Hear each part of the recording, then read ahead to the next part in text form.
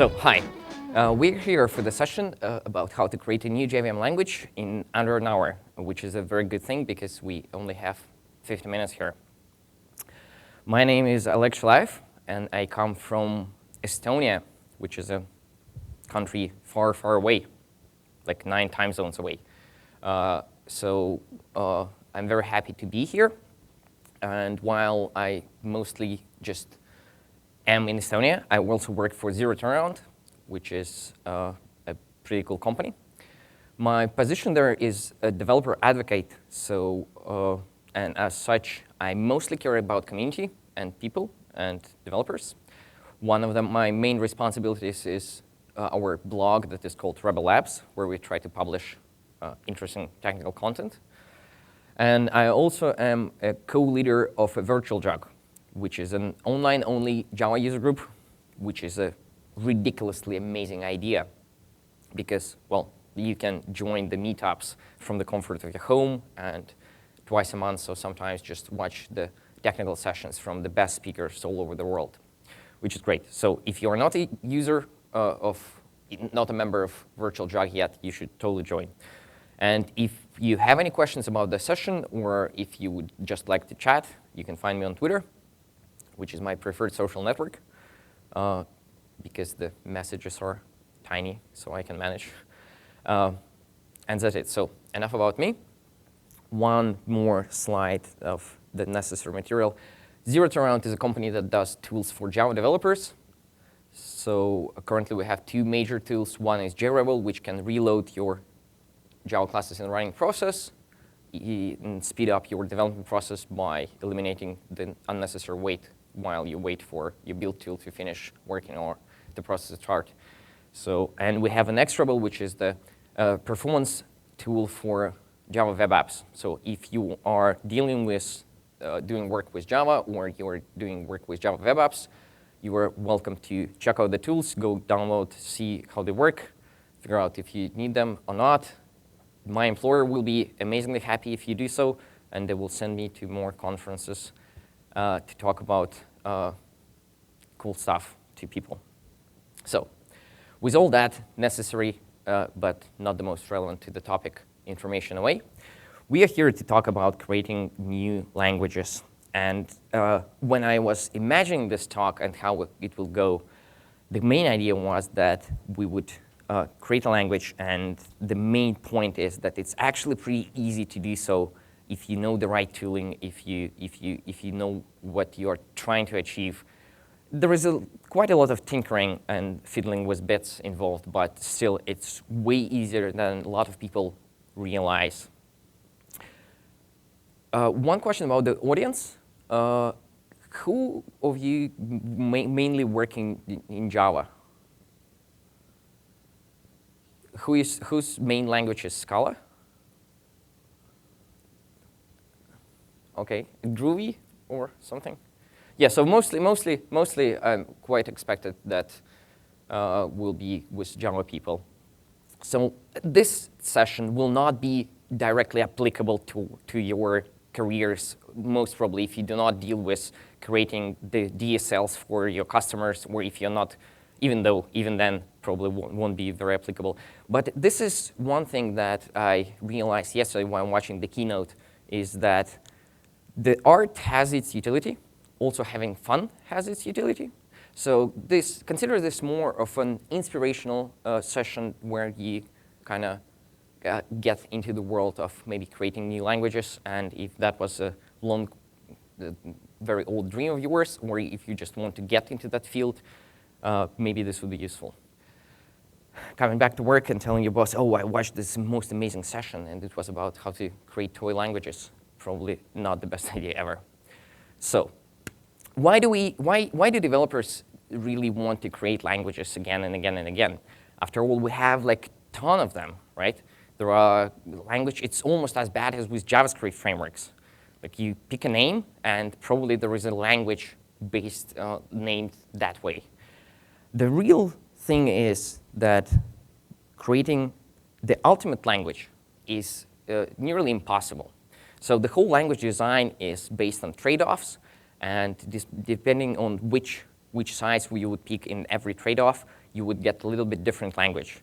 So you could have a general purpose language or a specific DSL to make somebody's lives easier, or you can have a language that is really concentrating on being fast and efficient at the prototyping, or it could be a language that you would rather spend years developing applications in, and then it will run very fast and give you solid job security for the 50 years to come. Long live COBOL. So all those questions are fundamental to any language creation. So before you start doing that, you would like to have an idea what you're trying to do. However, not all languages have to be like very useful.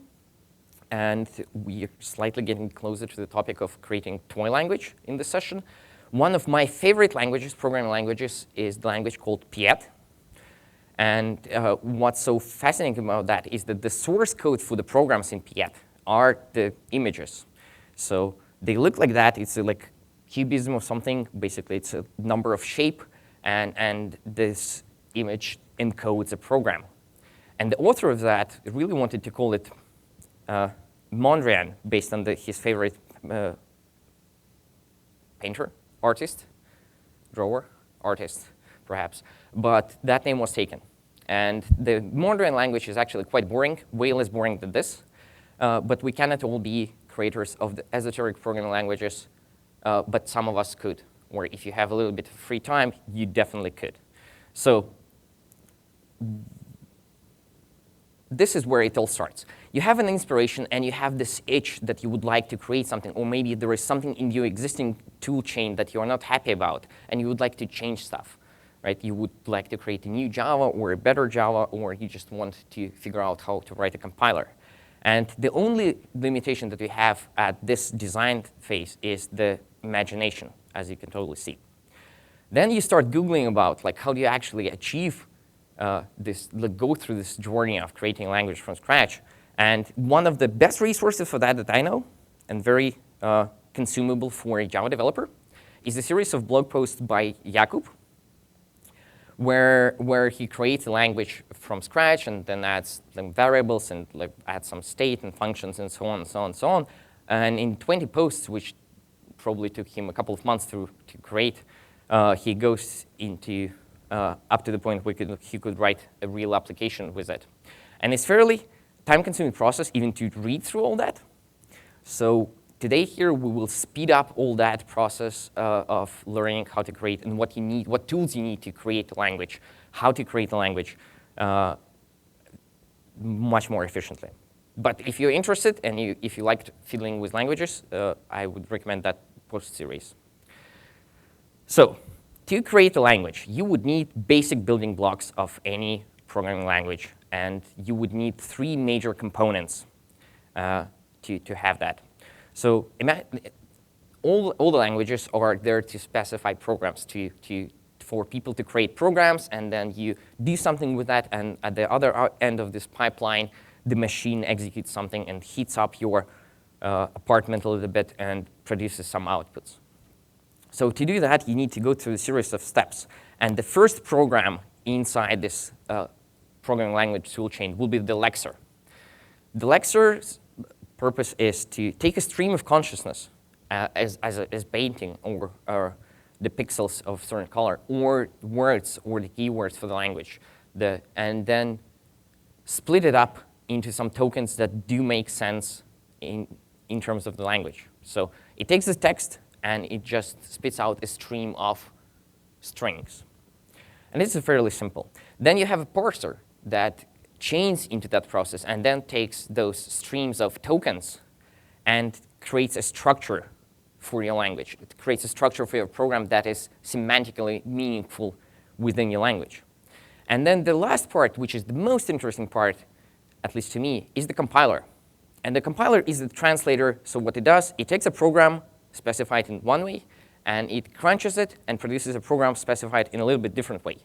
So typically, it just goes and translates into a lower level code for the next compiler to take it up, pick it up, and compile again into a lower level code until the CPUs will see the instructions they can understand. Because nobody probably wants to program in machine code. And there are languages for that.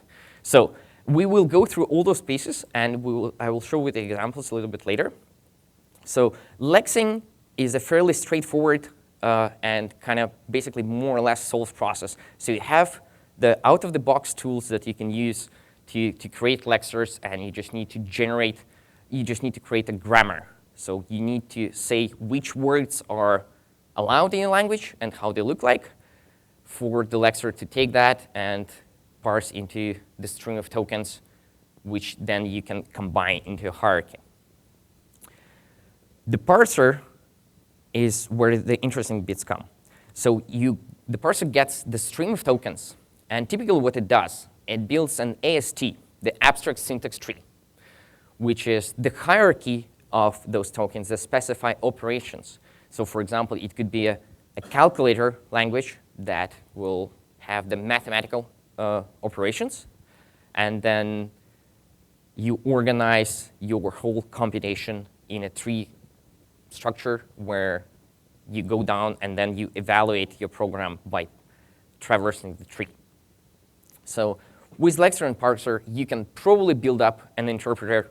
So you just traverse the tree, you specify which operations, how they work, and you will have a working program. However, the most interesting bit is the compiler. And typically, it would not be a single compiler, but it will be a chain of smaller compilers that can do certain operations on this predefined structure, on this like hierarchical representation of your program. And then they can do various things to translate it to the machine code or some stages closer to the machine code, or they can optimize some stuff away so your program will run faster, or it can introduce various issues and bugs into your code. And we will talk about a very interesting compiler. So now with all three blocks, you can imagine that it would not take us very much time to create a language. And indeed, it is so. However, if you want it to be useful, or at least recognized, or at least reasonably complicated, then you will probably go through the process like this. So when you write your language, you start with a prototype. You use something to generate the lexer for you and the parser, and you implement that, and you build your AST, and then you traverse that AST, and you see the first outputs, and you're like, yeah, semantically, this language kind of works. So you made the first step from nothing to something that can run a program. Though it probably would be slow, and it probably would be quite cumbersome to extend further if you would like to do so. So you start writing a platform for that, or a virtual machine, or some sort of a program that will know more about your language specification and how it works, so it could do better things. And then if you're lucky, people start using that, and they complain because the language is super slow. That's very natural, because people always complain about programming languages. If you have never complained about a programming language, I would totally recommend you doing so. You will learn a lot in the process, both about programming language and reflectively about yourself. And then the language creator would start writing optimization things, and will start writing a more advanced compiler, and maybe introduce like an internal representation of the program to crunch stuff and optimize on that. And then at some point, you will write a just-in-time compiler, so your language would be compiled dynamically at the runtime and will be extremely fast. People will still complain that it's slow, but at least that would be a step in the right direction. And like always, this should be a moving picture. As always with programming languages, it kind of, like, and in general in software development, it very often feels that your goal, something that you would be like, I would do this and I will be happy with my thing, it's just like, just a little bit out of your reach. At the same time, it's always like a hurdle and stressful, and you have to invest a lot of work to achieve that and actually get to the ball, which is a very interesting and somewhat philosophical topic. I don't remember where I heard this first, but I heard this thing and I wanted to share it. Solving hard problems is expensive. So it's time-consuming, it requires expertise, and it requires money as well, probably. So in software engineering, anything is a hard problem. And the lower level you go, down to like JVM level, or the programming language level, or the operating system level, the problems only become harder to solve, and thus more expensive. And there is only one way to do something cheaply. So the only things that are cheap are the things that somebody else paid for.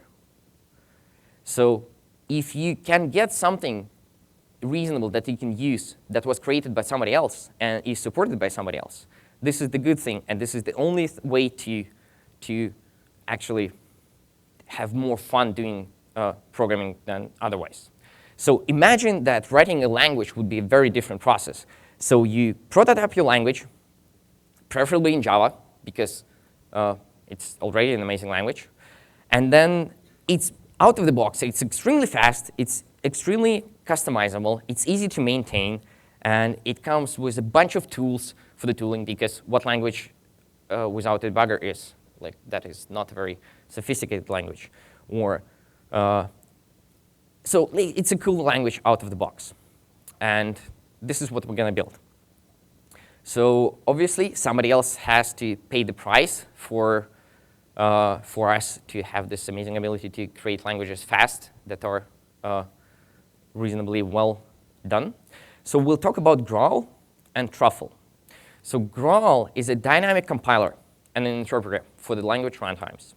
It all started several years ago at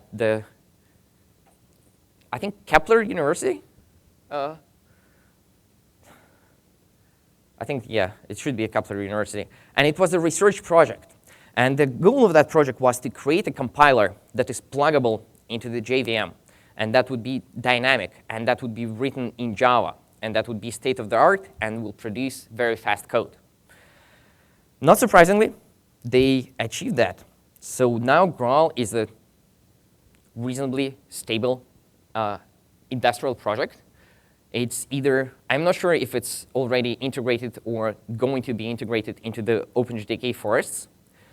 And it works with the hotspot VM through the JVM compiler interface, or it comes with, you can just download the pre-built JVM for running with GRAIL. GRAIL speculates a lot.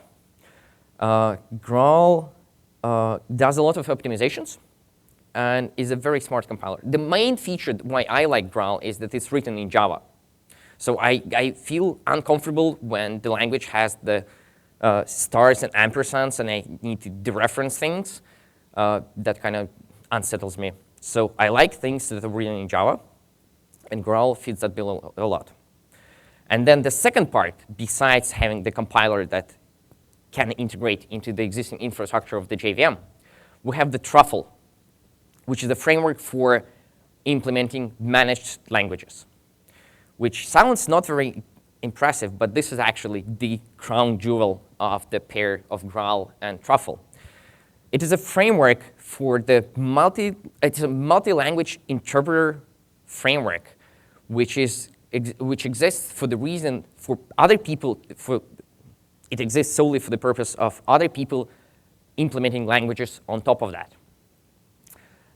It works incredibly well with GRAIL, and it integrates. They know a lot about each other. So GRAIL can optimize Truffle things inside. But the most important part is that Truffle is the middle layer between the language you want to implement and all the cool stuff that has already been implemented and that is available for you in the ecosystem. So your language can sit on top of the Truffle and be translated into the, say, Truffle structure. So Truffle will offer you a certain classes to explain what your language looks like. And then from the other end, there will be the GRAIL compiler ready to optimize the language and produce fast executables. And there will be the JVMs to run that resulting code. And one of the coolest things is that Truffle provides you with an interface for the tooling. As I mentioned, debugger, or if you consider a problem when you get an exception or error and you would like to link that back to the source code, if you create something from scratch, it's kind of probably not the most intuitive thing to do. but Truffle offers you tools to do that in a common way, and you can spend less time, well, fiddling with that, with those problems. It is all available on the internet, so you can just like go and download both GRAIL and Truffle. They come with a sample language called simple language. So it's a semi like large toy programming language that comes with a lot of features. It has functions implemented and polyglot runtimes, so it can call rather all kinds of things, different languages. One of the cool things about Truffle is that you can run multiple languages on top of that in a single JVM, and they all can see each other and interact with each other. Pretty cool. So the simple language is, in fact, not very simple. So it consists of about 100 classes, which doesn't sound like a lot, but they are quite abstract. They talk about like tree structures and nodes and everything. And it wasn't very easy to get into. So for the purposes of this session, I created a simpler language, much simpler language, just to show you how the things are going and how would you use the tools to create a language yourself. So you are welcome to download GRAIL and check it out and play with the simple language. If you get confused, or if you would like a smaller example to get as a starting point, we'll try to do something right now. So without further ado, I will try to exit this, and I will try to mirror my displays.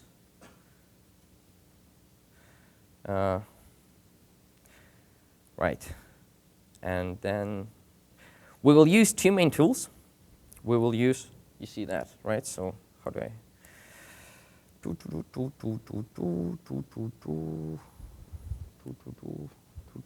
Presentation mode. Excellent. You can see that, right? Maybe it can be a little bit larger. We'll see. If there are any questions, we'll figure out. So we'll use the IntelliJ IDEA as our IDE to create the whole language. And we use the beloved terminal, where we would run certain commands to generate stuff. And we will use this one. So it's all ready. So first of all, as you remember, when we are talking about creating a new language, we need to define its structure and what things are allowed in the program and what things are not allowed in the program. So, and that would be described in a grammar. There are multiple tools to generate lexers and parsers, and we would use a tool called UntLR, which has the ability to parse a certainly formatted grammar files and create lexers and create the Java API for you to go through the tokens and create the abstract syntaxes trees and formalize the semantics of a certain program in the language. So this is the example of a grammar, how it looks like for UntLR. And you just start with defining the name for the grammar, and our program would be very simple at this point because we just want to start, and it will consist of an expression. If you are wondering why this grammar is not empty and why I'm not typing all the things, two reasons for that. I'm not extremely good at typing, especially weird things. And second, when you start doing something, when you start a new software project, you very rarely do so from scratch. What typically you do, you Google stuff, and then you end up on Stack Overflow, and you copy the simple example, and then you modify it to fit your needs. So this is exactly what this embodies. So we'll start with simple grammar. Could have been simpler, but it's a full thing now, and we'll see how it goes. So our program is an expression, and an expression is either an expression in parentheses or mathematical operations. We'll skip a couple lines, but we'll come to that back later. So when we have the operators, the mathematical operators, we have two parts of the expressions to be combined in a single one, and then an expression could be just a number. To make things interesting, our numbers would be in the format described like that. So it's digits 0 to 9, then possibly dot, and digits 0 to 9 again. This simple thing, this simple dot, it seems trivial, but it actually introduced quite a bit of complexity, because now we have at least two data types that our language will support. So we'll have integers, and we'll have floating point numbers, right? So this means that we will need to devise a type system for our language to know how to operate with those different data types and how to treat them, how to maybe convert between them, and how to run the code specialized for different types.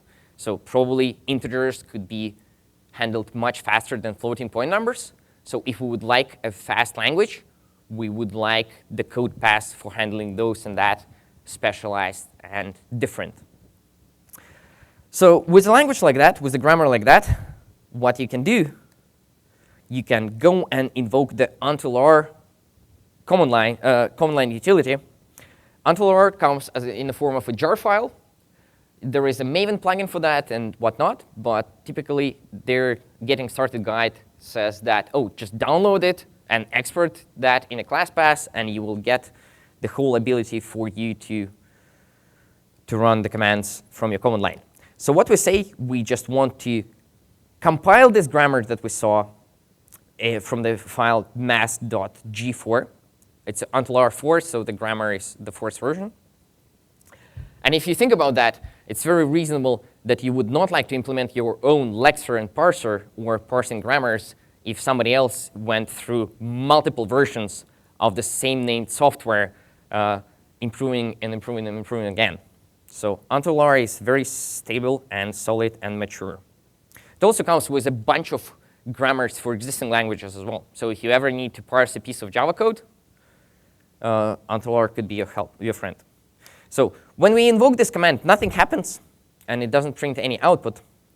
But on the background, it actually generated us a bunch of classes that are looking like this. For example, there is a Mathbased listener, which is the interface that we will use to go through the source file and convert that into the representation that Truffle understands. So besides having a bunch of files, what you can do with until R, it comes with a utility called grun, which is also a Java class. And what it does for you, it shows you a parse tree of the expressions that you type in. I hope this works. It's a weird swing utility, so it doesn't work all the time. But what you can do, you can submit sample source files, and you can see what parse trees the until R parser will generate for you. So in our case, this is a parse tree that looks similar to the abstract syntax tree that will define the actual semantics of our language. It's not exactly the same because the parentheses, for example, are not in the abstract syntax tree. They do not change the operational aspects of our language. But it looks very similar, and you can debug that visually if you made any mistakes in the grammar. So that's a cool thing to know and to experiment when you create grammars for your language. After that, when we have this, the classes generated, what we need to do, we need to combine everything and actually pull into our normal Java project the Truffle managed language implementation library. So since I have this Maven project here, and it's very, how do you do this? POM XML. .com/XML. Surprisingly, Truffle is very easy to include. It is distributed in the Maven repositories. So you just specify dependencies, and you get those classes for you. And you get the DSL processors and everything.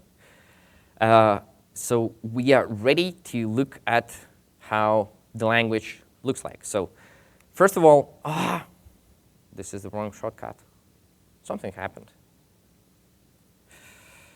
JVM-Lang. This is how the language looks like. It's a normal Java class that extends a certain type from the Truffle API, which is a Truffle language. And it has a bunch of annotations on top of that, which tell the Truffle that I would like this particular type to be registered as the managed language in your runtime. And after that, it's everything that you need. You can specify the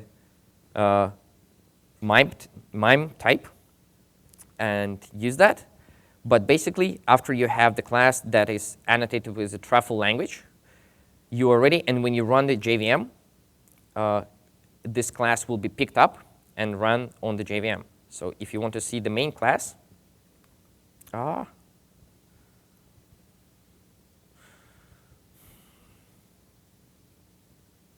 main class is super straightforward. So it's a main class. You instantiate the polyglot engine that comes with Truffle. And then you immediately get the runtime, the Truffle runtime for you. And if you ask for the languages, you will get all the registered languages. After that, this is just a question of parsing some source, creating the source files for your language, and then evaluating them. So as we saw in the grammar, we will build the simple calculator language. And from that, we will evaluate the engine. That thing sits also in the JavaLang. I messed it up. Yeah, sits in the code here. This is where the until comes into. So if we go through a series of the parse methods, what it does in a nutshell, you take the input stream of your program, and then you create the until Lexer class that was generated for you from the grammar. And then you create the parser class that was generated from that. And then you walk the parse tree, the tree that you saw on that swing application. And you kind of traverse that. And from that, what you need to do, you need to take that tree and build the AST, the abstract syntax tree, described in Truffle terms. So basically, you convert one tree representation into a different tree representation using Truffle classes. And that is everything that you need to do to get a fast and reasonably optimizable language that is easy to convert. And we do that using a very simple tree listener. So if you want to traverse a tree, you have typically two approaches, either listeners, where you would get events when you enter a certain node and exit a certain node, or visitors, where you kind of like get the same, but you just bundle that in a single event. So to go over the calculator language tree, what we need to do, we just keep a stack of nodes, which are, we will look at that a little bit further, because those are actually Truffle class, our class that implements Truffle API. But we keep a stack of nodes, and we just parse the tree, we walk the tree, and when we exit expressions, we just push certain nodes. So when we exit the number expression, which is just a number, we try to convert that into a long and create a node, long node, or we convert that into a big decimal and push that as a big decimal. The operations are, mathematical operations are fairly simple, and it's quite repetitive. This is why I didn't want to type this thing as well. And then we have the parenthesis, which is just wrapping the last node pushed on the stack. So now we kind of ready to look at the nodes. It all starts with the JVM, for our case, it starts with JVM-Lang node, which extends a Truffle class node. So Truffle operates on a tree. Truffle works with ASTs and Truffle is extremely great at optimizing them and working with them. So for a language creator, it's much easier to figure out a way how to represent the language semantics in terms of the Truffle AST rather than discard that and implement it in a different way and then bother to create this whole ecosystem that comes with Truffle. So a node is in the tree is something that can be evaluated. So it can be executed. And we will have for every node a couple of methods. They can execute as long, or they can execute generically. And this is where the type systems comes in, right? So we had two types in the calculator, normal integers and floating points. And now we would like to specialize the executions of the code for that. And that's why we would like the separation between executing stuff expecting normal longs back and executing stuff expecting objects. Declaring types in Truffle is very simple. You just create an abstract class, and you just slap an annotation and enumerate all the classes that you would like to have as the types. You can have the built-in Java types, because it just makes sense. You would like to be interoperable with the underlying platform.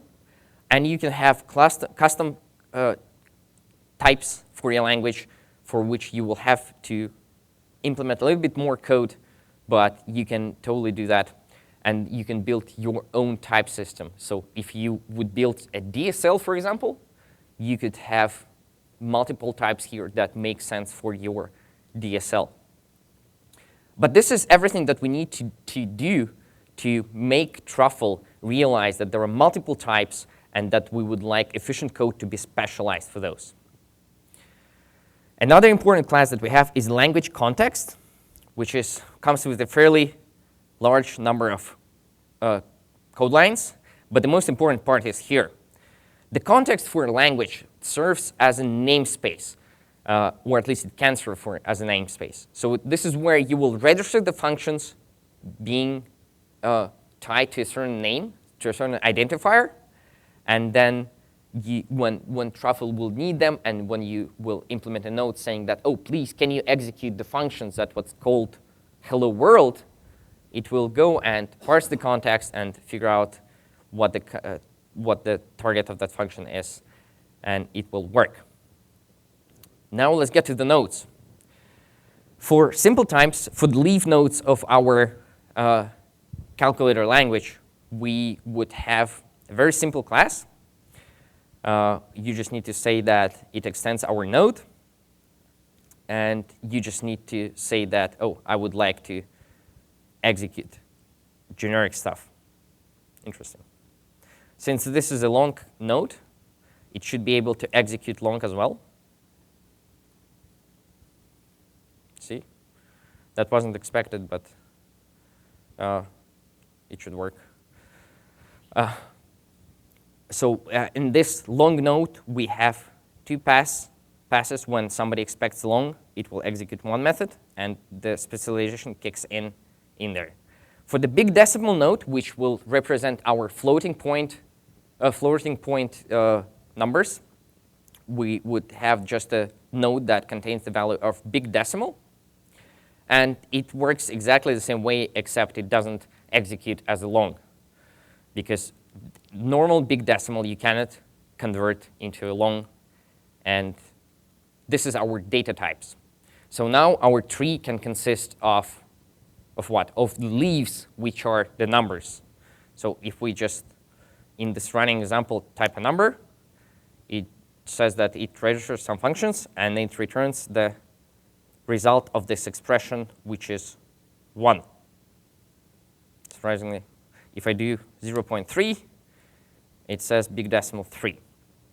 Excellent. So now it knows that we can do the types of our language, and now we are ready to go into the implementing the operations. So we had the mathematical operations, and they look like this.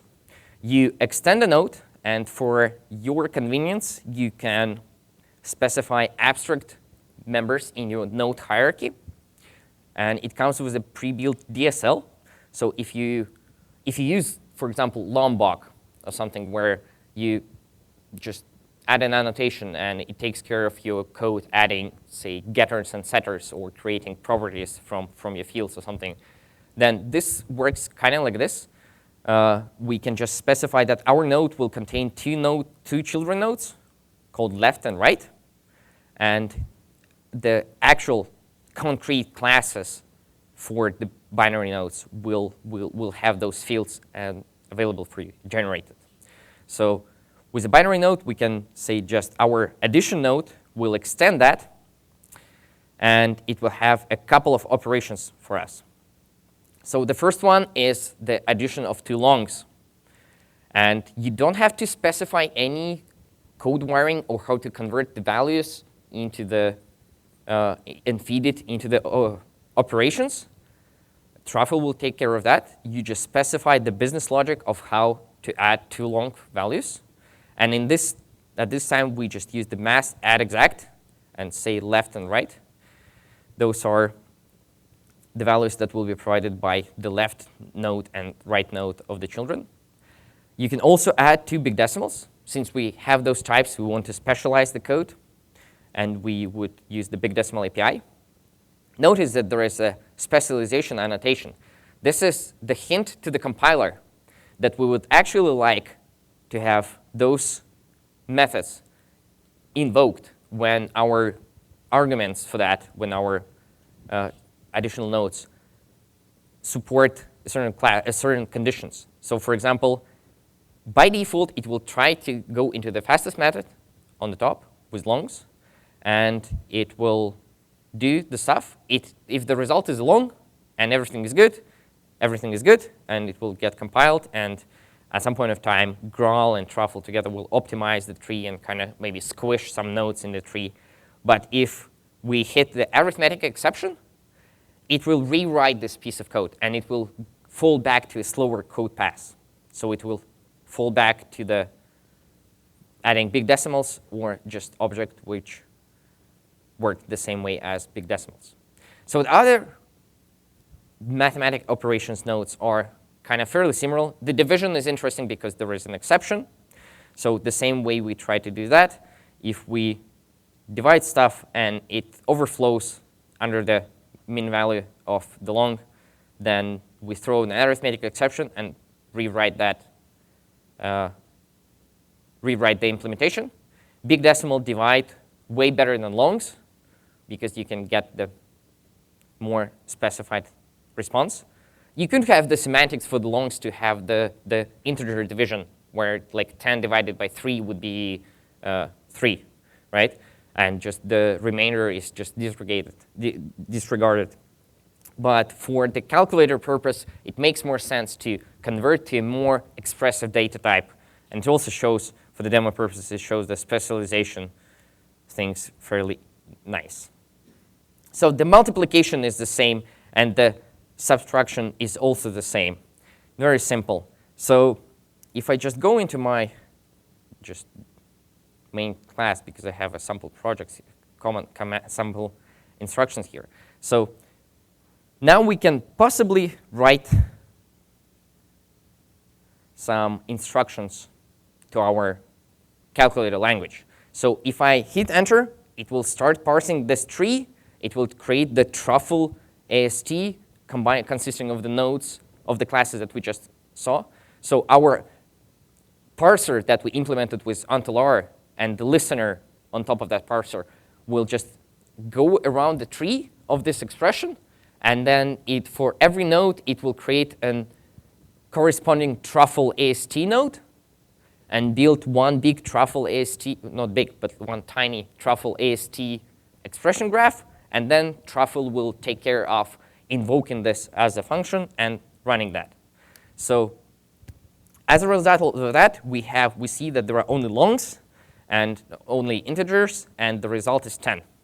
Actually, it's supposed to be 10, so this is really cool. If I copy this line, let me just remove this. If I copy this second line, right? So I have 4.0 there. Mathematically, the result should be the same, right? It's also 10 because the numbers just work this way. But in our language representation, the long type cannot represent 4.0, so it will have to fall back to decimals. So who expects that if I hit enter, the result will be also long 10? Who expects something different? What would that be?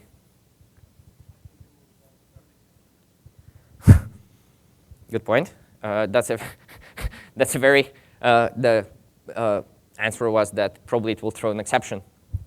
That's a very fair point. Dealing with technology, it's always bet on exceptions. The same if you there is a session. I think maybe it wasn't. I hope it wasn't yesterday. Called the puzzlers, right? Baruch and stuff. So they also ask questions. What would certain code produce? So as a person who saw a couple of sessions like that, always bet on the null pointer exception. That's just the rule, because null pointer exception always happens. In this case, however, we get the big decimal 10.0, which mathematically, again, is correct. But it shows that actually our specialization worked. We had the mathematical operations where the operands were different types, longs and big decimals. And Truffle picked the right specialization. And we, as language creators, we didn't have to implement anything to command it to do so. Yeah, so I think you intentionally not check for division by 0 because you're using Java to actually do the calculation. So you're expecting to get the Java's check phrase. If I do this? Yeah. So yeah, we notice that in the, what was the class div node, right? I have a bunch of those here. So in the division of two longs, we didn't check the division by 0. And that is a fairly novice, a rookie mistake, because if there is a division, somebody will divide by 0. So what would happen if I just type and command it to divide 1 by 0? Who thinks it will throw an exception? Who thinks it will print some reasonable or unreasonable result, but it will not result in an exception? Who can guess what the stack trace would be? This is interesting. So we get the division by 0 because we didn't check for that. But we get that from the dividing two big decimals, which is because of the fallback, because we have the rewrite rule on the arithmetic exception. So when we divide two longs, it throws an arithmetic exception to us, and then it goes and says, oh, maybe I could just try and do that with big decimals, and it converts the types. And works like that. So yeah, I think I need to rerun this now, because now the process has failed. So we get an exception, but that is a very good question. It's not from the most intuitive place where we would expect that. Let me see that it works. Yes, it works. So if we would be proper language implementators, we would need to handle that case in the division of big decimals as well. Let's try another one. So this one was big decimal 10, right? What would happen if I would ask it to compute this next line that is currently selected? So all I did, I took the 0.0 from behind the 4 and put it behind 1. Who thinks it will be big decimal 10.0? Who thinks it will be something else? Who thinks it will be an exception? It will throw an exception. Smart. Very nice. It is big decimal. It does finish the calculation. It just prints it in this scientific notation, which is 1. The notation goes that this is 10 to the power of 1. So the stuff after E is the power of 10, and 1 is 1. So that is also 10. Why it does print that instead of 10.0? I have honestly no idea. What happened? I have honestly no idea.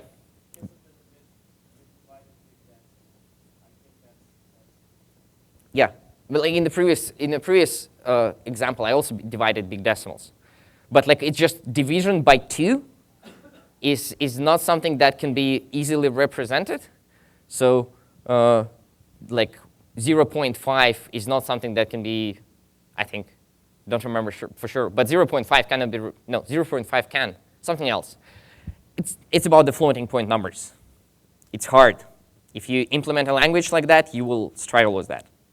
However, let's see another example. So if I take 2 just long values, which is the max value minus 1, and I will add them together, what would be the result? Who thinks it will throw an exception? Who thinks it will compute and print something? Will it be a long? Will it be a big decimal? Nobody knows. Let's find out. It is a big decimal. So here the rewrite rule on the specialization code hits again. We have 2 longs. We add them with math exact, add exact. It overflows. It throws an arithmetic exception.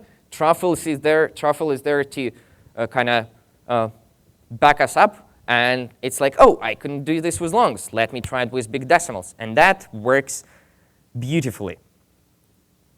So now we have a fairly trivial but sophisticated calculator going on. Another thing that I think I have a couple of minutes. Yeah, I have some minutes. I also have some slides, but I want to show you this, how to extend this. So we skipped this important kind of nice feature here in the grammar. So this arrow something expression. What I want this to be, I want to evaluate that expression here that goes after the arrow on a separate thread. I want to introduce a little bit of concurrency into my language. And it's not proper concurrency, but you will get the idea how to implement that. So imagine if we just added this line here to the grammar, then we need to parse that in our listener. So if we open the listener and we find this async expression listener method, so what we just do, we push a certain node, which looks like any other node in our Truffle API objects. But however, when we execute the generic, and you can see that when we talk about concurrency, we don't really care about what type that is it a small, long, or big decimal, so we just execute the generic stuff. And what we do, we run the expression execution on a different thread through the completable future. And then if something goes wrong, we just say, OK, yeah, we give up, because it's a calculator, restart me. But I would like to just show, we also blocking like get, so it's not a fully asynchronous computation. But it gives you an idea how, if you would like to expand the computation or introduce like larger types, like maybe completable futures into your type system and then build the lazy evaluation of expressions, this would be the starting point. So now, if we just do this again and have this amazing expression, is this a valid expression? Yes, because it's the async expression followed by another expression. And we can see that we evaluate that node on another thread. This is not the most interesting example because this string is not overwritten. But if we do something like this, we can see that we actually get the nice message. Why we have that nice message? Because our binary node supplies the toString methods, which is very important for debugging purposes, because you will get a lot of mistakes in the code, and you will rather see normal representation of your language structures rather than Truffle objects at hashcode something something. So, and indeed, you can see that it executes on a different code. On top of that, the next thing that you would build in a language would be probably the functions, and you will need to add grammar, and you need to enhance the listener, and so on. But I just would like to go over a couple of slides just before we finish. So what we did in this very hasty session running through code right there. So we started with expressions that are the mathematical operations with different types, longs and big decimals. And we looked at the parser that was generated for us by UntilR, and we created the abstract syntax tree in terms of the Truffle objects. So it all comes back to the Truffle. And then that unicorn is obviously the Truffle framework. And it ran on our normal hotspot JDK. And it produced some sort of result, sometimes 10.0. So that's how you basically, you will need to follow those steps to create any language, and you will need to solve a bunch of trade-offs. So Truffle is fairly fast, and especially on GRAIL. It has multiple languages implemented on top of that. So Ruby and JRuby now, they work fairly closely with Truffle team, and they have the Truffle Ruby. So if you do Ruby development, you are really maybe should check that out. And it runs fairly fast. So if you look at the JavaScript, for example, it's just a little bit slower than, I think that's V8 or something in the slides. So benchmark is not by me, it's benchmarked by the Truffle team from last year. There was a book about Antelara how to do grammars. If you if you are getting seriously considering starting writing toy languages, or maybe not so toy languages, probably you want to read about grammars and the parsers. There was a lot of intricacies and recursion schemes and left recursion, right recursion, and the terms and verbs and whatever. It's not that easy to just come up with that on the spot. What Truffle offers us, it offers us a support for very simply defined type systems. Types usually in programming languages used for two reasons. First, they show if the program compiles or not, and they hint the developer about what they're dealing with. And the second, types are used at the runtime for figuring out what code should be executing. And based on that, the compiler, or sufficiently advanced compiler, can figure out which code to execute, which code to compile further, or optimize further. So Truffle and the types that we saw on that are more on the runtime side. You also can build a compiler and a verifier for your types, but that would be, you would need to take a different approach. The interop between the language and the runtime underneath is fairly simple. Truffle is a polyglot engine, so all languages can export symbols to the general global context, and all languages can call all other languages. So you can call JRuby from JavaScript, and all that will be run on Truffle, and the trees, ASTs for that could possibly be merged. And if you run it on the GRAIL VM, not on the hotspot, I think at least not now, they can merge that and compile that mess of two languages into a single executable, which will be much faster. So the interop should be no problem. If you want to talk about concurrency, Truffle doesn't offer you much, but well, given the power of JVM, you can pick whatever primitives that you need. So if you don't want completed futures, just pull in akka threads, akka actors, or I don't know, fibers, or any primitive that you would like. If you want to check out the language that is built for highly concurrent performant applications based on actors, there is a thing called Ponylang with a very adorable logo of a small horse. You cannot avoid garbage collection because you sit on the JVM, so everything will be managed in terms of memory.